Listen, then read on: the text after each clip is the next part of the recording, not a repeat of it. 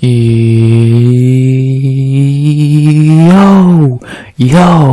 RX finally back with another breakdown of UFC Austin Tsarukyan beating a can. We are finally fucking back after what felt like forever. It was only a 2-week break, or a week break, my bad, for Thanksgiving, but we are finally fucking back. Oh, it feels great. We are back with a great card. This is awesome. 3 more cards this year, and we start off with a banger. Oh, it feels good to be back. Hope everyone had a great Thanksgiving. At least it was a valid reason to not have fights, but man, valid reason or not, it still sucked.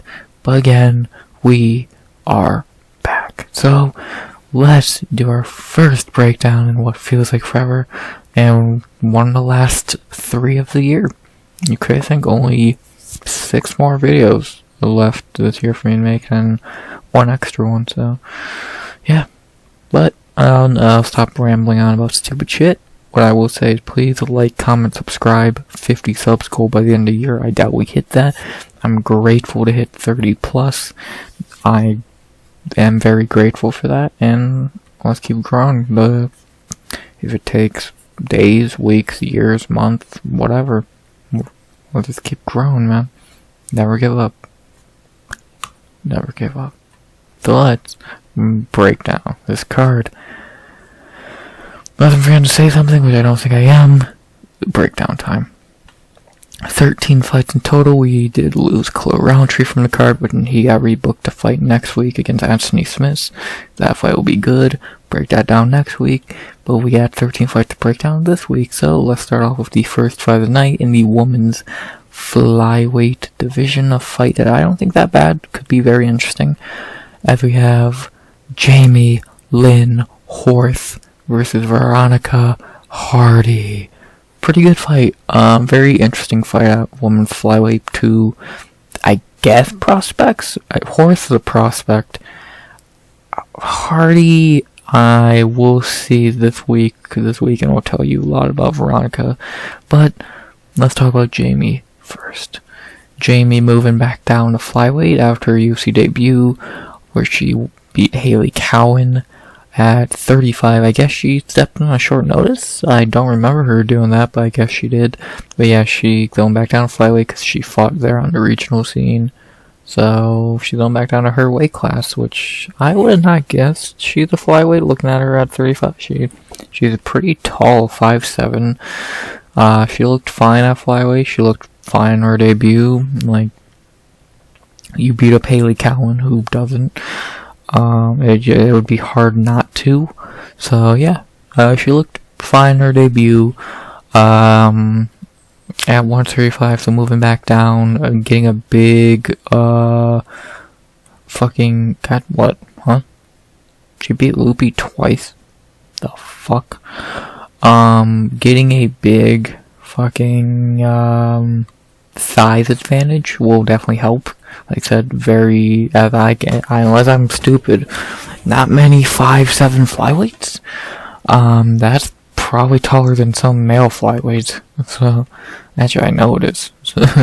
So, yeah, not much to say about Horth. She looked Horth in her debut. She looked fine. Striking looked fine. Grappling looked okay from what I remember. Yeah, she looked fine. Like, she didn't look as great as, she didn't look amazing like you probably should be looking when you're fighting Hailey Cowan. But again, she looked passable, and it was a nice win to keep her record undefeated. And let's see how she does in this fight. A big step up in competition, which not only saying that because Veronica is a great fighter, just because at most fighters compared to Hailey Cowan is a giant step up. So yeah. Not very much to say about Horth. Good, decent step up in competition for her in her second UFC fight and her move back down to her weight class. To talk about I've been a week and I can't speak. To talk about her opponent, Veronica Mercado, now Mrs. Hardy, and as Veronica Hardy, she is 1-0 in the UFC. even though overall in the UFC she is 2-4. Her only other win is Polyana Viana, which how and I don't know how she beat Polyana Viana in fucking 70 seconds, but she did. And then her 4 losses are Ashley Evans Smith, Andrea Lee, Jillian Robertson, and Bia Malecki. Yeah, her 2 wins, I still, like I said, how, and I'll talk about this more in a second. Her 4 losses, that's not a good look. Okay, fine. That's pretty bad. But I think you can really wipe away like all of this, because she looked like a completely different fighter in her return fight after 3 years against Juliana. She looked improved. She looked like a different fighter. She looked smarter, a lot more better fight IQ. Striking looked great. Grappling looked great. I know before anyone said it was against Juliana Miller, who's garbage, and I agree. But still a pretty decent performance. Like, it is a pretty decent performance, especially after a 3-year layoff against someone who, as shitty as Juliana is, she will bring a fight. And she just shut everything Juliana tried to do down. And it was a really impressive performance by Veronica in her return after a 3-year layoff. Being with Dan Hardy is definitely helping. Dan Hardy is super duper MMA smart, so I'm not shocked that she has gotten better over time. And she's only gotten older and wiser. She's starting to hit her prime of her fighting life. Career, whatever. She's only 28 years old, just turned fucking 28. And yeah, she's not fucking old. She's not taking that much damage. She's still doing pretty well for herself, and if she can keep building on that Juliana win, she could really be interesting in the UFC. Because with Dan Hardy in her corner, again, a dude who is super smart when it comes to MMA, that could be a big advantage. Like, she even talked about it after the Juliana fight, how that was such a big advantage. And to have a dude who's so fucking MMA, like, a dude who can actually explain shit very well. If you watch Dan Hardy's fucking War Rooms or anything like that, dude is very smart when it comes to breaking down MMA, and I'm guessing having him as your fucking coach is super helpful. Like, he probably broke down Juliana Miller to a T, and it fucking worked. He's probably breaking down Jamey-Lyn Horth to a T, and let's see if it works. So, I'm very intrigued to see how Veronica looks here. She does have, like, I wrote her off, and I think you can go back to my breakdown for her fight with Juliana. I think I don't know if I said it there, but going into that fight, and I think most people did, they just wrote her off as another Patreon thing. Let's be honest. The only reason she was in the UFC for as long as she was is because she's hot. Let's not lie to ourselves now. But now that she actually has had a good performance, something those PvZ clones very rarely have, it's interesting. And those Page clones never had a coach like Dan Hardy, I feel. Like, they always went to shitty gyms. Maybe I'm wrong on that one, and if I am, my bad, but that's what I feel. So, I think Veronica could be very interesting in the UFC, and I'm very interested to see how she does in this fight, because this is a very interesting matchup for her. A step up for her also, and I'm interested to see how she looks. So, if she can look as good as she did in her fight with Juliana, then we have a very interesting prospect on our hands. But if she reverts back to Veronica from before that fight, well, then yeah, it's gonna look really bad. So very, very interesting fight here. The betting odds are not correct on Tabology. I think Horth is a little bit of a favorite. I think she's like minus 130 or some shit. I think I agree with these pick'em odds though, and they probably will come back down to being a pick'em soon. I think it's just going to go either way. I think the main reason Horth would be a little bit of a favorite is if you do look at the records. 6-0 looks a lot better than 7-4. But if you really look into their, like, who had a better last performance, I would definitely say Veronica, who beat a better fighter. Veronica, even though you're fucking really splitting hairs, picking between Joanna Miller and Haley Cowan. So, I don't know, I think this fight's interesting. I think this could be a pretty good fight. These two, I could really see going at it. And I think this could be a good fight to begin the night, and it's really going to set one up to be a pretty decent prospect in the flyweight division, which is always great to see. So, my last thing I'll say is, who am I picking for this fight?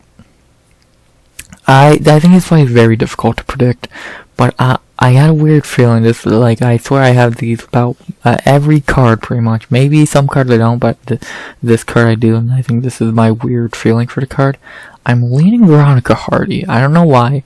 I just feel like she can, outsmart Horth or just fight better than Horth. Skill set wise, I don't think they're that far apart. Striking, if I remember correctly from Horth's fight, she looked fine striking, so I think it might be pretty even there. I might give a slight edge to Veronica, but it's close. And then grappling, I think my big worry about this fight is the size. Giant height advantage, big reach advantage. How can Veronica deal with that? Because even though she has fought people like Melquizael and Ashley Evans-Smith who are very tall, so she has had experience with that. So I don't know. I think this fight's very interesting, and I am going to lean with the underdog as right now in real betting odds, not these. I guess these were betting odds that's like about a week or two ago, which is understandable, and I do agree with these odds. But I'm going to go with the fighter with the shittier record, and that would be Veronica Hardy. I think she can. I feel like she can have another pretty, I don't want to say shocking, but very unforeseen performance here. So I'm gonna go Veronica to get the win here, go 2-0 this year, and get another impressive win. So I'm gonna go Veronica Hardy by decision. Either this pick ages really well or really stupid. So, yeah, not very much to say. Veronica Hardy by decision. After that, no, Wellington Turman versus Jared Gooden. You don't care, I don't care, skip. After that, we had a fight in the light heavyweight division that is probably, knock on wood, probably ain't going 15 minutes. As we have Ihor Duelist Poteria versus Rodolfo Bellato. Not gonna say much about Ihor Poteria. The dude's not good. 1-2 in the UFC, and that only win is against an old Shogun. And so no one cares. He sucks anyway. I'll talk about the actual good fighter in this fight, and that's the debuting Rodolfo Bellato. Rodolfo is coming off the Contender Series after winning on his second attempt a couple months ago, 2 months ago. In his first attempt on Contender Series, he got knocked out by Victor Petrino, but you can't get mad at that. Petrino is pretty deep. It's the second time he's been knocked out by Petrino, and again, you can't get mad at that. Petrino's a very good fighter. Then he won 2 fights in regionals, in LFA, and then he came back on Contender Series and dominated as a giant underdog against an undefeated dude, and he looked amazing. He just kept going forward. Leg kicks were a really big factor here, and it really helped him get the win. He just kept beating him up with the legs, punches, the whole 9 yards, and got the win. He looked phenomenal, and definitely shows that he can, sometimes the dude who loses on Contender Series ain't even a bad fighter. Most of them are. Most people who lose on a Contender Series are pretty bad fighters, but Bellato was one of the rare cases that they lost, but even though they're a pretty good fighter, just ran into a better fighter like Vitor Petrino. So, yeah, Bellato's good. His striking's good. He seems to have pretty good gas tank because he's thrown a lot of volume in that fight with Talha, and he didn't look that gassed late in the second. So, yeah, I was very impressed by Bellato in his second Contender Series fight, and I think he's going to really impress in this fight. And, I'd probably say a step down from who he fought in Contender Series. So, I'm excited to see Bellato in the UFC. I think he can really have some fun fights. I think he's going to start off on the right foot, getting a pretty favorable matchup. So, yeah, not very much to say. The betting odds for this fight have Rodolfo Bellato minus 455 to plus 340. I agree. You can have him that I'd say 500 I want to go to, but I think 450 is definitely the cap I would hit, like the highest I'd put him, because he should win this fight. It's Ior Potieria who's garbage. Like, he is a can. And he's going to get fucking beat again, because he is a can. So, yeah, never much to say. Very simple breakdown. A few fights on this card are like that, so I'm not going to waste your time. My pick here is Rodolfo Bellato to get the win in his UFC debut, and I'm going to say by knockout in the first. If Ior Potieria, he's very hittable, does not have a good chin. Put him out. He just got knocked out 6 months ago, so he's already pretty softened up.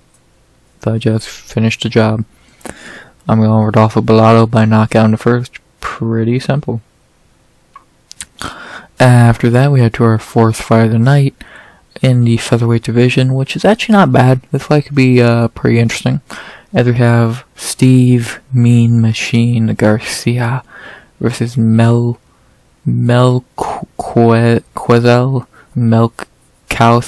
Costa. Pretty decent fight. Two dudes who have looked good in their last fights. Well, let's talk about them. Let's start with Steve Garcia. Steve in the UFC is 3-2. His 3 wins. Charlie Ontiveros and Chase Hooper and Shaila Nurmagomedov. His 2 losses are Luis Pena and Machete.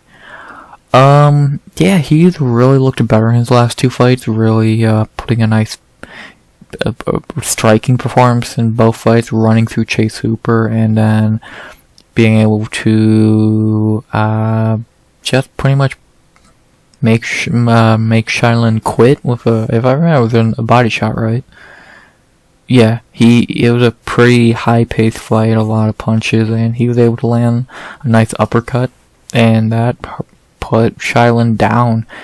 So, yeah, Garcia at 145 has looked pretty good. He was at 55 before, but he just couldn't hang in that weight class, got dropped by Machete. But, yeah, ever since his move down 2-0 against, Chase Hooper, who we just saw win on the last card, and he's really looked good. And this was 45 Hooper, who was not very good. And then he beat Shaila Nurmagomedov, who is, I think, a pretty decent fighter. So, 2 good wins for him at 45, and he's trying to get a third. Yeah, he's not bad. His striking's fine. And his striking's pretty good. He wants to put on a fun fight. I don't remember his wrestling too much. I think it's all okay. His chin's a little iffy. I think he did get dropped. Did he get dropped by Jalin? I think he did. Of course, he got put out by Machete pretty easily. So, let's see how many times have been knocked out. Once. Interesting. Yeah, he's an okay fighter. He's really finding his own at 45, and I'm interested to see how he does in this one in a step on the competition that he does deserve after 2 wins in a row, and 2 good wins in a row, and yeah, not very much to say about Steve Garcia. He looked pretty decent in his last 2, trying to make it 3 in a row. To talk about his opponent, Costa. Melk in the UFC is 1-1. Let's be honest, he's pretty much 1-0. This fight with Thiago Moises should not even count. He came on short notice, and he actually didn't look that bad in the fight. He could have won round 1, but yeah, he just looked very. He got beat short notice up a weight class. So we'll just talk about his run, his first real UFC fight against Austin Lingo, where he looked phenomenal. I remember he just beat the shit out of him, pretty easily. Yeah, Costa looks pretty good. 45 is his weight class. On a full camp, he looked good. Austin Lingo is no one to write home about, but still, it's a very solid performance. Somehow didn't finish him. Lingo is tough. And yeah, really just a decent performance by Costa. Striking looked good, grappling's good. He's a pretty solid fighter, and I'm very interested to see how he does in this one against an okay fighter like Steve Garcia. And yeah, he looked definitely a pretty interesting prospect at 45. Very interesting fighter who looked. And does he go shoot the box? he does go to shoot the box. That's very interesting. And yeah, he's decent, man. He's not a bad fighter. A little less on him than Steve, because Steve has had more UFC fights. But Melk is good, man. Melk is good. I definitely think he could be an interesting fighter in the featherweight division. And I think this could really answer a lot of questions about him. So, yeah. Melk Costa, man. The betting odds for this fight have Costa minus 230 to plus 190. I disagree a little bit. I'd probably move Costa down to maybe minus 190 to plus 170 or some shit. I think he's a little too big. I get why he's the favorite. I do think he's a better fighter, and he is coming off a great performance. But I think minus 230 is a little much. But I do think minus 190, even if you want to say minus 200, I think is okay. But I think that's a little too big of a fave where he is. But that's what I think. My pick for this fight is going to be Melk Costa. I think he should be able to win this fight. Striking can be pretty close, but if the ground game, I think he probably will be better on the ground. Even on the feet, he might be better, and he could crack that chin of Steve, which is not impossible. Tate did it. Steve will be rushing forward, so you could counter him like he has been knocked out like that before. And I think Costa's just going to be able to fight better here. And yeah, there's not very much to say. My pick here is going to be Melk Costa. I think he'll be able to just fight better, because I do think he's a better fighter. And yeah, should be another pretty good night for Costa to get his second UFC win in only a couple months. So yeah, not very much to say. Costa by decision. After that, we had to lightweight for a fight between two pretty middle-of-the-road fighters, especially in the lightweight division. I'm shocked this fight hasn't not happened before, because these two have been in the UFC a minute now. As we have Solecki versus Drakkar Klose. Yeah, it's an alright fight, nothing special, but it's two okay fighters. Let's talk about Solecki. Joe in the UFC is 5-1. His 5 wins: Matt Winman, Austin Hubbard, Jim Miller, Alex De Silva, and Carl Deaton. His 1 loss is Jared Gordon. Yeah, his wins, but like Jim Miller definitely sticks out because he's beat a bunch of cans otherwise. Old, shitty. So that Miller win has definitely aged pretty well, and is definitely his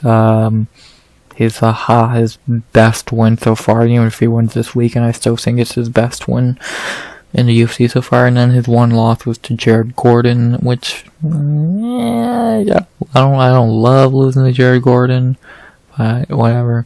He lost to Nicholas Moda. Bro, that's bad. But yeah, Solecki is a pretty one-dimensional fighter. We've seen 100 dudes like him. Can't really strike for shit, but he wants to wrestle, and he's pretty good at wrestling. His striking, I think, has got maybe a small bit better over the years, but still nothing that good. And it definitely will need to be pretty okay to win this fight.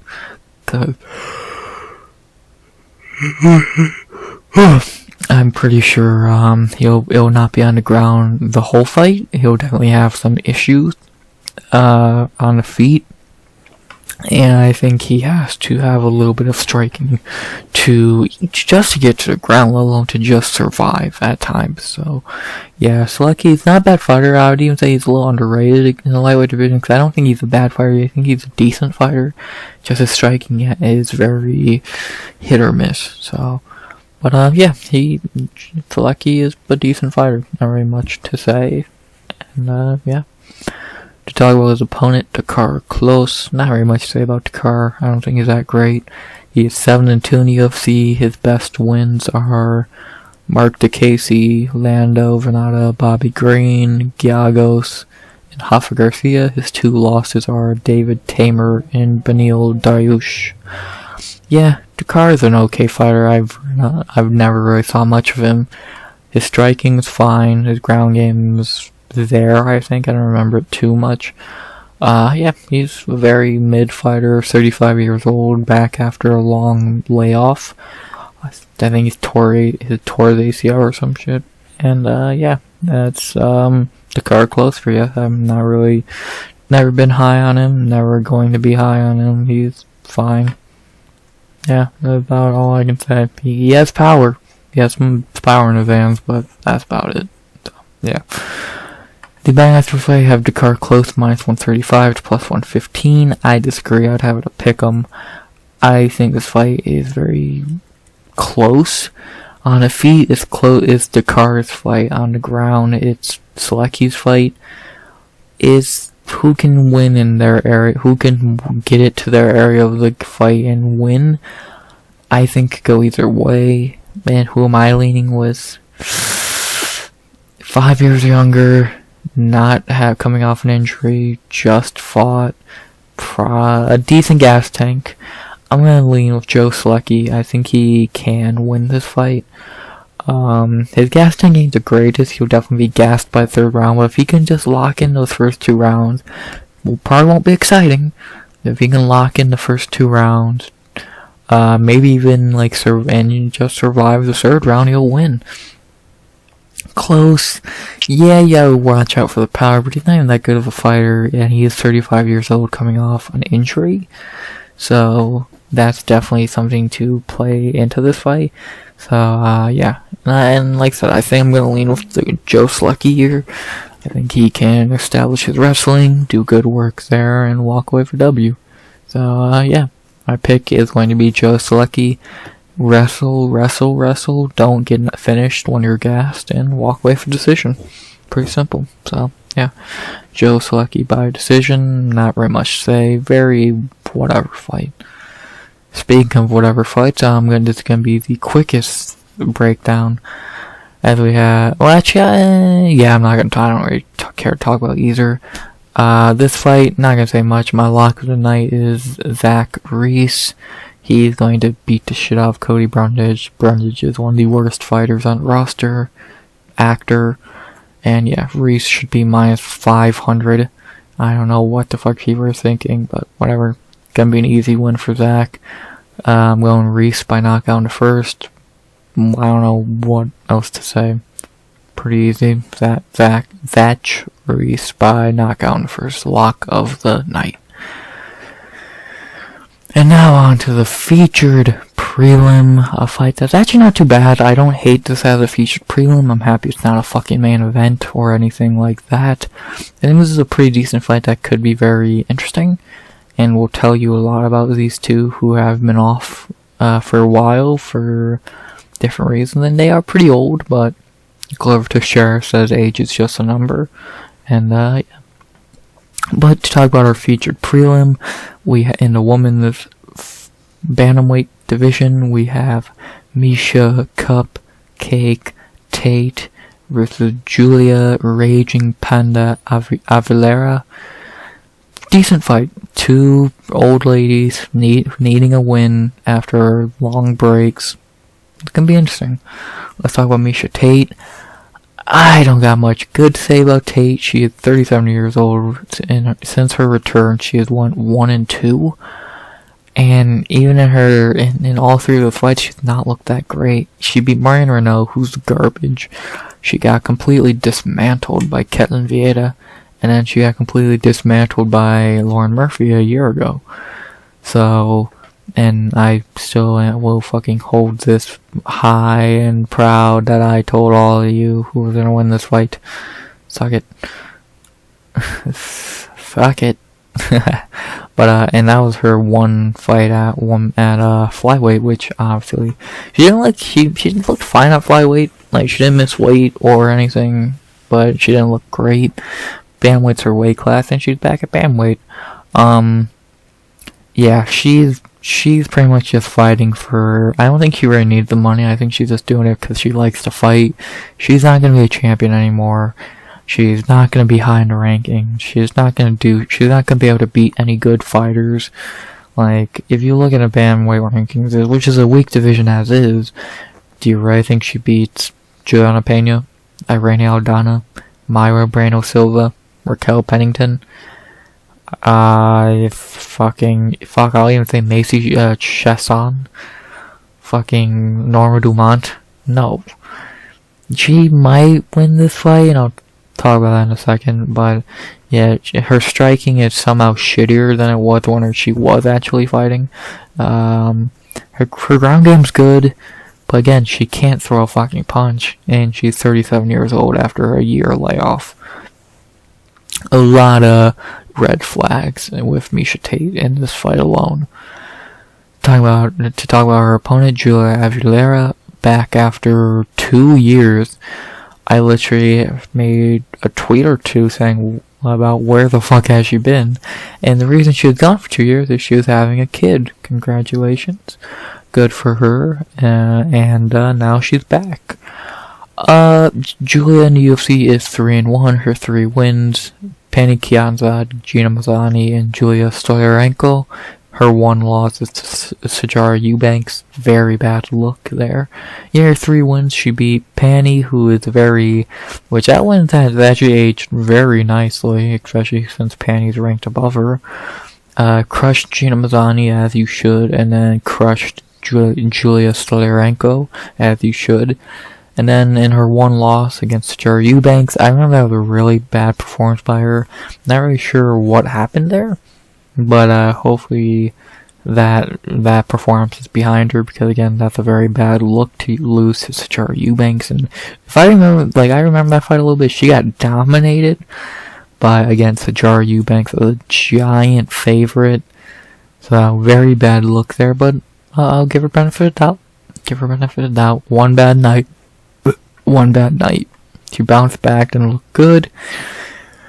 And now she's back fighting Miesha Tate, which I think is a perfect return fight for her. Another person very old in the division, needing a win, who's not very good. It could be a perfect return fight for Julia. I really think she can show up and show out here. I don't love coming back at 35 years old, coming back off having a kid. That's definitely a red flag in my opinion. Ring rust, the want to fight, the passion, the fire, all that shit. Definitely some red flags there, but I think there's less red flags with her than there are with Tate, and I think her reasoning for being off for so long is better. She's looked way better. I know her last fight was 2 years ago, but comparing that to Tate's, compared to Tate's win against Nico Montano, or Marion Renault, my bad. Let's be honest, Julia, the performance was better, and Julia's not a bad fighter. I think she had a bad night against Eubanks, and she looked great in her other 3 fights. 4 knockouts, she's a very powerful striker, her ground game's passable. She's not a bad fighter. She's definitely someone who I thought was kind of falling under the radar to an extent in the UFC. Cause she was definitely nice 2 wins in a row, but then this definitely hurt her case. But then this she bounced back. Can she bounce back again? We'll see. I'm interested to see how she does in this fight. Definitely a very favorable return fight. They could have easily given her Irene Aldana, Norma Dumont, a prospect coming up the rankings, but they gave her a very favorable fight, and that's great to see. The betting odds for this fight have Julia Avila -160 to +135. I agree. I'm actually shocked that Tate ain't the favorite, or at least pick 'em odds. I only thought Tate would be a little juiced here, but I guess not. This fight's very interesting. 2 35-plus-year-old females in need of a win for different reasons, are coming off long breaks, who have definitely 2 completely different styles of fighting. Interesting. Again, very interesting. My pick here is going to be Julia Avila. I think, again, less red flags, looked better in the last few fights. I think she has the passion to still be a champion. I don't think Tate she might pretend she can still be a champion. She can't. And Julia has more paths to victory. Tate's path to victory is wrestle till a decision. Julia could clip Tate, could just outstrike Tate. Well, she could take it to the ground. Julia definitely has more weight to winning this fight, 'cause she is a better fighter. And I think that'll play a factor, and I think that will be the reason she walks away for W here. So my pick is going to be Julia Avila. I think she'll be able to outstrike Tate and win a decision. Hopefully send Tate into retirement. And yeah, my pick here is going to be Julia Avila by decision. I could see her finishing Tate. I could see her getting wrestled by Tate. I'm going to go with she wins a decision. But this fight's it's kind of close. So, yeah, not very much more to say there. Fine prelims. Like, those are the prelims. They're fine. Fine fight to begin them. This could be good. This could be good. This could be alright. This will be good to see this bitch lose. And this could be a good last fight. Skipped over this because this is one of the worst fights of the year. But it is what it is. But now we head into the main card, which is stacked from top to bottom. Couple good fights. Some fights that could be hit or miss. Gonna be good, man. I'm excited for this card. And let's break it down, man. Let's break it down. As we begin the main card with a fun middleweight fight between Punahele Soriano versus Dustin Stoltzfus. I'll do a little bit of a breakdown for this, even though it's a very predictable fight. I'll talk about Puna. Puna in the UFC is 3-3, hit 3 wins. Oscar Pitch, that guy, Dusko Todorovic, and Dolce Lungambula. His 3 losses are Brennan Allen, Nick Maximov, and Roman Kopylov. His 3 wins, he beat 3 bad fighters, and his 3 losses, can't get mad at Brennan Allen. That lost to one of the best fighters in the division. This is pretty bad, but this is a very close fight that he could have won. And then again, you can't get mad at that. Kopylov, the beast. So Puna's back after fighting at the beginning of the year. I thought this fight was a lot longer ago than it was, but yes, well, it was the beginning of the year. Trying to get back on track to end the year. He needs this win pretty badly, because if he loses, that'd be 1-4 in his last 5, and that could be cut. Puna's not a good fighter. I'll start by saying that. He has good power. His striking's okay. But he's just not a good fighter. His gas tank is fucking gone after this first round, it seems. He's just not a good fighter. But he can knock you out. That'll probably be his way of winning this fight. So he's just not very good. He's just powerful, and that's why he got a contract, and that's why he's won a couple fights. He'll never be able to hang with good fighters like Brennan Allen and Roman Kopylov, but he can beat a Dusko Todorovic and a Dolce Lungambula. So, yeah, that's Puna for you. It's a pretty simple fighter to break down. To talk about his opponent, Dustin Stoltzfus, even less positive things to say for him. He's 1-4 in the UFC. His 1 win is Dwight Grant, and his 4 losses are Kyle Dawkins, Rodolfo Bellato, GM3, and a Boost. He's lost, so he beat a terrible fighter. He only got a fucking contract because he off a freak injury. Really should have been no contest. Then he lost to a can. Lost to a decent fighter, lost to a okay fighter, beat a can, and lost to a can.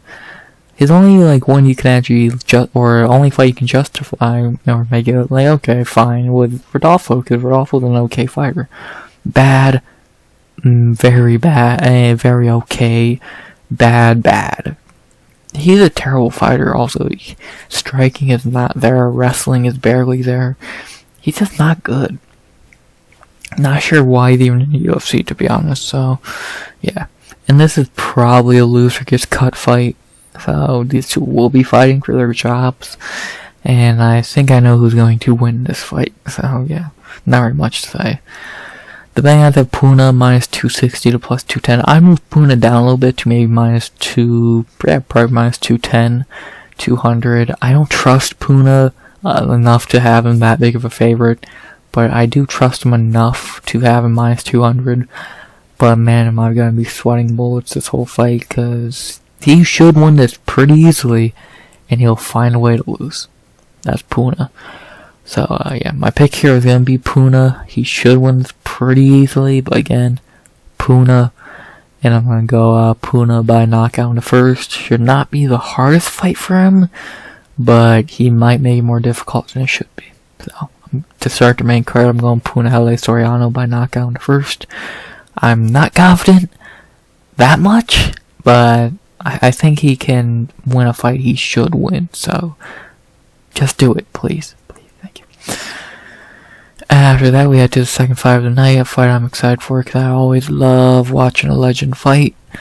Win, lose, or draw, just to watch him fight feels like an honor. As we head to our second fight of the night in a lightweight division, we have Clay, the Carpenter, Guida versus Joaquim, Neto, BJJ, Silva. Not gonna talk much about Clay Guida. Really don't need to go in depth on Clay Guida. I'll talk about what he's done this year. I think he's only had one fight, and that was against Garcia. Well, I'll talk about his last two fights. He won he actually looked pretty good against Scott Holtzman. Pretty much dominated him from bout to bout. Split decision with bullshit. But then in his last fight against Hoff, Garcia, one of the worst performances I've seen from Clay in a while. He just got picked apart on the feet for 15 minutes. Like, I don't remember him even shooting a takedown. I remember him just getting punched and punched and punched and punched and punched 85 fucking times to a decision loss. And it was a very bad performance by Clay. Like, Clay is 42 years old. 41 years old. It's his birthday, I don't know, like 8 days. He'll be 42 in 8 days, and he's not even that bad of a fighter. Yes, he's old, but like he still has a couple good things in his game. His gas tank still holds up pretty well, which is crazy. He can still wrestle as good as anyone. His striking has never been good, and it's somehow worse. His chin still holds up pretty well. He still fights pretty much the same, bouncing around always. He does slow down later in fights though, with doing the bouncing and all that. So he's still a passable fighter, but he should retire. And he can still win fights, but it's they gotta give him some pretty easy fights for him to win. BJ Penn, Scott Holtzman, Leonardo Santos. Like, every time they give him a pretty in his last 6, he could easily be 4-2. This match, the fight was very close. And a lot of people say he won it. Like, Claudio got caught, can't get mad at it. Hoffa just picked him apart. So 4-2 ain't bad. But, yeah, he cannot really go that much with young guys. But they're giving him a favorable matchup here with Joaquim Silva. So, yeah. Always good to see Clay fight, win, lose, or draw. All I can say. One of my favorite fighters ever. To talk about his opponent, Joaquim Silva. Joaquim is 5-4 in UFC. His 5 wins are Nazano, that guy, Andrew Holbach, Reza Madadi, Jared Gordon, and Jesse Ronson. His 4 losses are Vince Pichel, Nazareth Haqparast, Ricky Glenn, and Arman Tsarukyan. The main reason people are hyping him up, but have him as a giant favorite in this fight, is because he actually did not do that terrible against Arman. I say he only looked decent in that fight because Arman completely overlooked him. So that's the only reason I think he looked even passable in that fight. If Arman respected him and went to that fight full focused on him, he would have killed him. But since he was overlooking him and looking to the next fight, I think that's why Joaquim did look decent.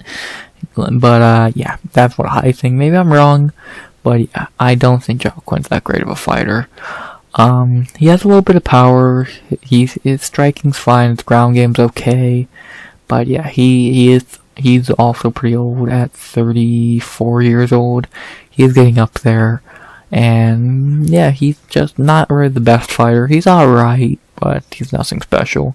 And again, I think people are overacting to a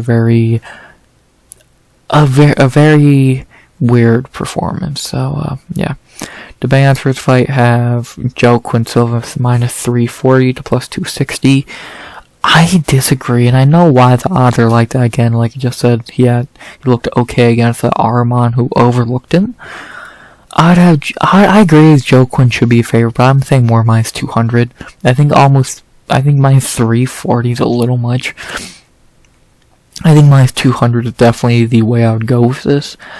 Joaquim should win this fight. He should be able to keep it on the feet and win, but if Guida goes in here fully just trying to wrestle and gas Joaquim out, because Joaquim's a pretty big dude, so he will be able to gas him out over time, and I could see him doing that. And maybe it works, but most likely Joaquim will be able to beat him up on the feet, maybe even get a finish, which sucks to see, but yeah, most likely that's what will happen. So yeah, but I'm going to be biased like I always am. I've never picked against Clay Guida. I'll never pick against Clay Guida, one of my favorite fighters ever. I don't think he wins this fight. I think it's possible. I don't think it's probable, but I'll always pick the Carpenter, one of the best ever. I'm going to Clay Guida by decision. I doubt it happens. Always cheer for the Carpenter. This could be a pretty good fight though. This could be a sneaky, really good fight. So yeah. Now to move on to the Big Four as we begin in the welterweight division with a pretty easy fight to predict and that people have completely asked backwards. As we have Sean Brady versus Kelvin Gastelum. I'm not gonna say anything about Sean Brady. He fucking sucks. I'm gonna talk about Kelvin Gastelum because I think he's definitely the star of this fight. Kelvin in the UFC is 12-8-1, and really gotta pretty much throw away everything he's done at middleweight now because he's going back down to welterweight. I think this is the best thing he's done in years. He cannot hang at middleweight. He's not big enough, and with that division getting better, it's not a good move. But at welterweight, a division that is very in the mud at the moment, I would say, this is perfect. They gave him a super easy welterweight return. He seems more focused than ever. He's not. The only reason he was at middleweight because he was lazy, and he didn't want to make welterweight. Now that he's actually focused on making welterweight, that could be very scary. He's only 31 years old. He looked great in his last fight against 32 years old. He looked great in his last fight against Chris Curtis. Went to war and came out on top. He still can go, and I think a motivated, focused Kelvin Gastelum can make some waves at welterweight. I don't think he goes champion top 5, but he can easily hang around in that top 10, I think. So this is very interesting, and I'm very intrigued to see how he looks great physically. He looks ready for a new run, going back down to welterweight. He looks ready. Now, can he show up in the cage? And I think he will. They give him a super easy fight. They were trying to give him fucking Shavkat. Thank God that fell through because he might have died. But yeah, I'm very Kelvin can still go, man. A lot of people wrote Kelvin off, me included. But he was a welterweight fighting at middleweight. And I really think he can make good waves at welterweight. At welterweight, his record was what? His only loss at welterweight were Tyron Woodley and Neil Magny, which are not that bad. So, I think this is going to be interesting. I think this will be pretty interesting to see how he does here in a step down, and let's see what happens. So, yeah, I'm excited to see Kelvin in a step down, and yeah. The betting odds for this are ass backwards. Kelvin should be minus 500. Sean Brady fucking sucks. Should be this should be the easiest win for Kelvin since Ian Heinisch. And I think Ian Heinisch was a tougher fight for him, and that was 2 years ago. Yeah, should be an easy win for Kelvin. Not very much to say. And yeah, I'm gonna go with Kelvin Gastelum, of course, and I'm gonna say by knockout in the second. Brady has no chin, no gas tank, not a good fighter, actually one of the worst fighters in the division. My point is proven with this. And yeah, I'm going Kelvin Gastelum by knockout in the second. And I think KG is back and better than ever.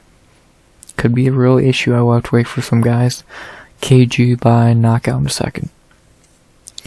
After that, we head to our fourth fight of the main card, and one of the biggest fight night fights in a while. I ain't even a co-main. I'm shocked they didn't make this a main event. This actually would not have been a terrible Fight Night main event, but I like this as a 3-rounder and as a non-main event, especially for this card. So, as we head to 135 for a fight between Rob Font and Deiveson Dagura Figueiredo. Let's talk about Font Rob, or Fabrant. Rob Font in the UFC is 10-6. Not going to go through his whole career because I don't care and you don't care. In his last 2 fights this year, he had a fluke win against Adrian Yanez, and then in his last fight, he got wrestled by Corey Sandhagen. I've never been high on Rob Font like most people are. I don't see the hype. Yeah, he's an okay striker. He has a good jab, but he's 36 years old. He's one-dimensional. He can't wrestle. And I've never been sold on him. Like, who's this good win? Who's this big win?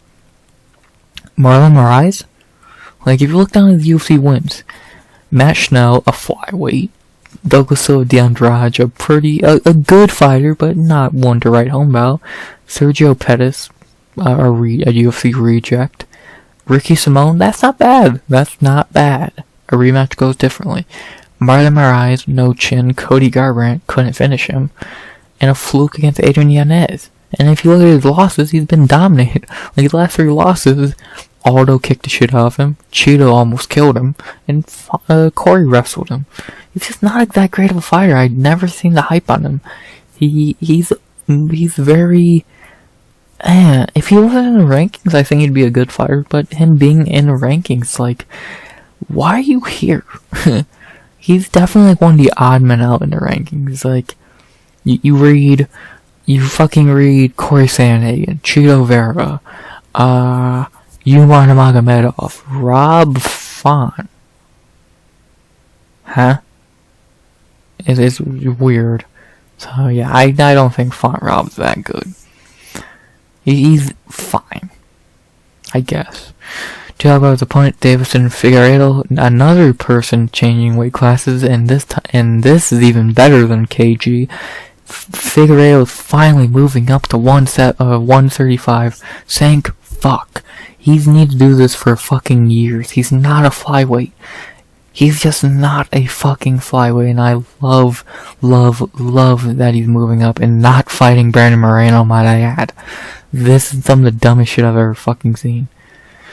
I'm so happy he's moving up. I'm so happy. He looks great. Like, his body looks like it's fucking saying thank you for not killing me during fight week.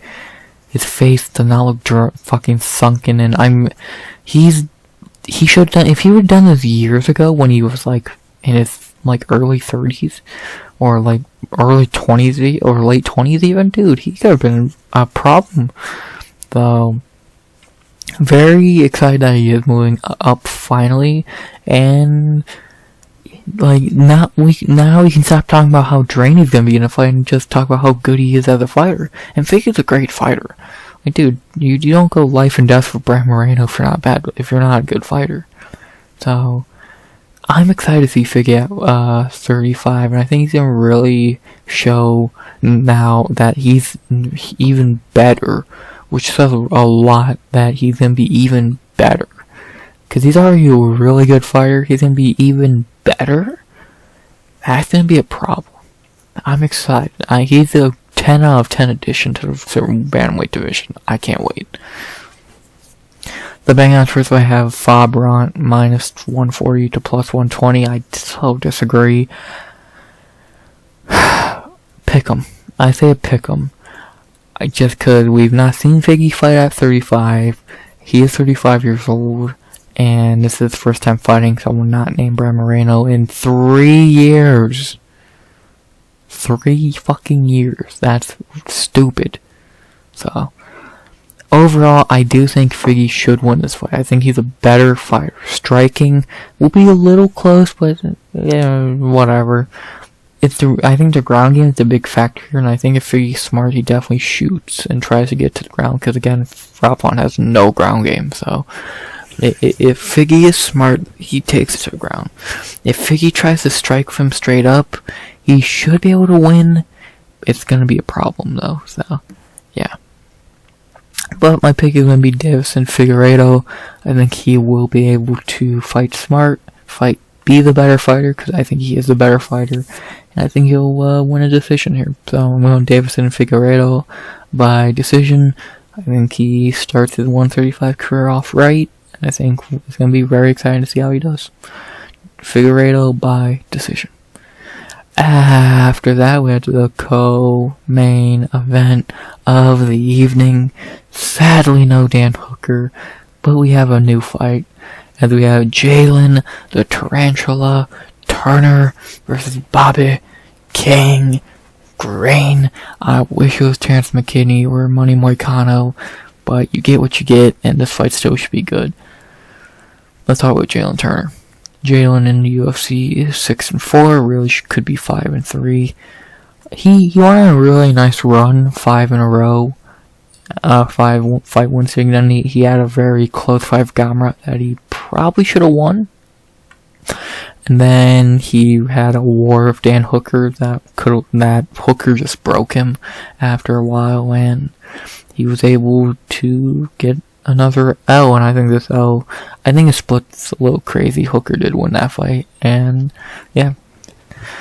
But he's now back on short notice, which I think plays a big factor, and he's been fighting Bobby Green, which is a terrible matchup for him, I feel. Jalin has a couple bad things going for him in this fight. Short notice, Bobby Green, coming off a war. I'm interested to see how effective he is here, because he's a weight bully, let's start with that. He's not a fucking lightweight, he's a welterweight. He's motherfucking 6'3", and on short notice, where you can't make weight on fucking a full camp anyway, that could be a big problem. Second, coming off a war only 4 months ago with Dan Hooker is a problem. And Bobby Green's a very odd fighter, you don't know what he's gonna do. So, a lot of things stacked against Jalin Turner here, and I'm very interested to see how he bounces back, especially 2 L's in a row. How did he bounce back?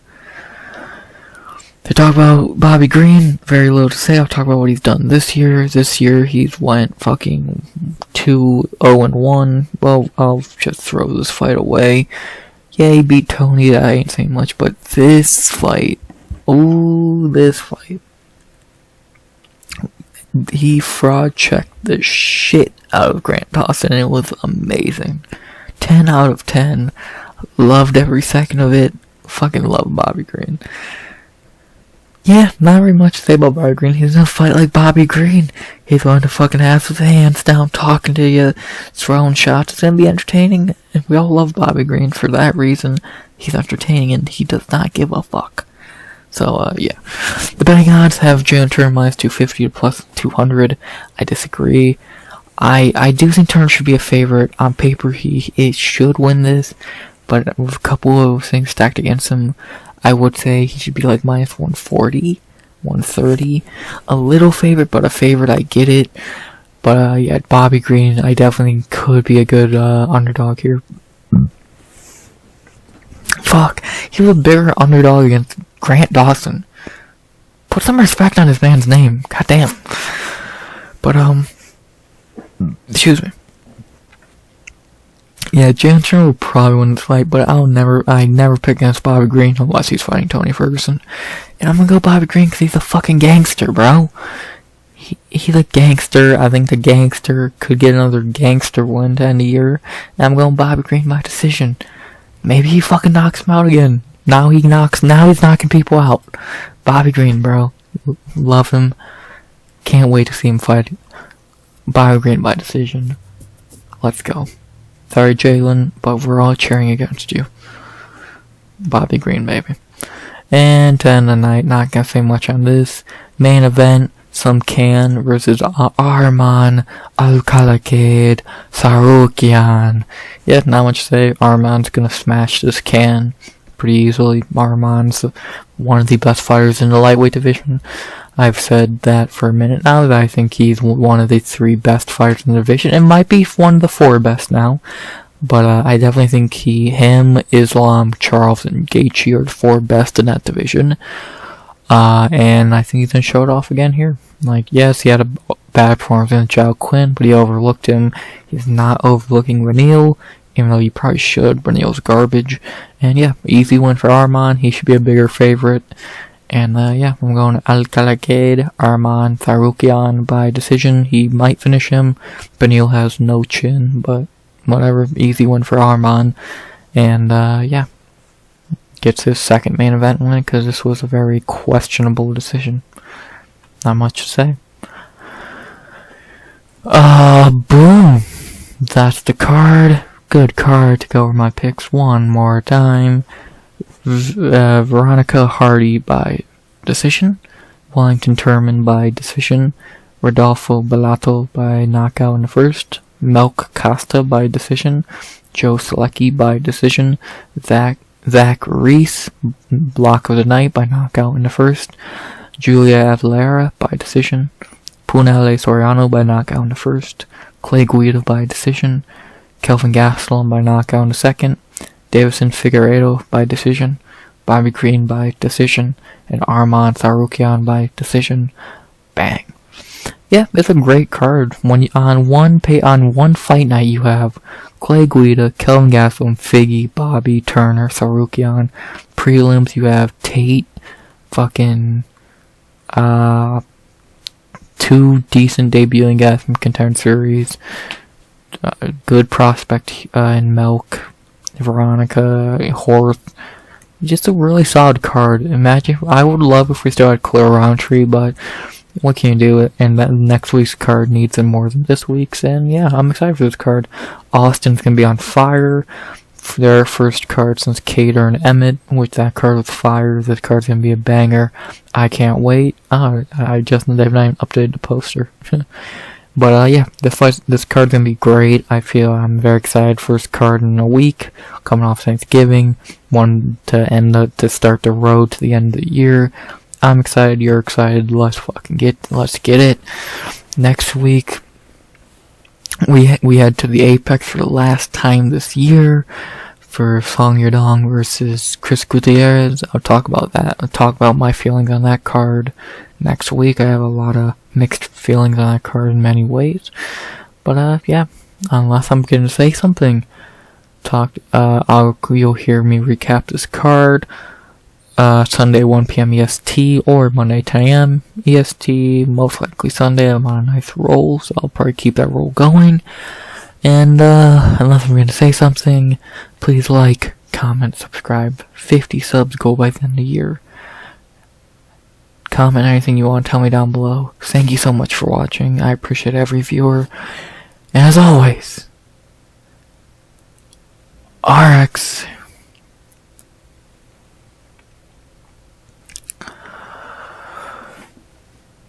Out. Moody, sorry, ain't gonna be too moody after this card.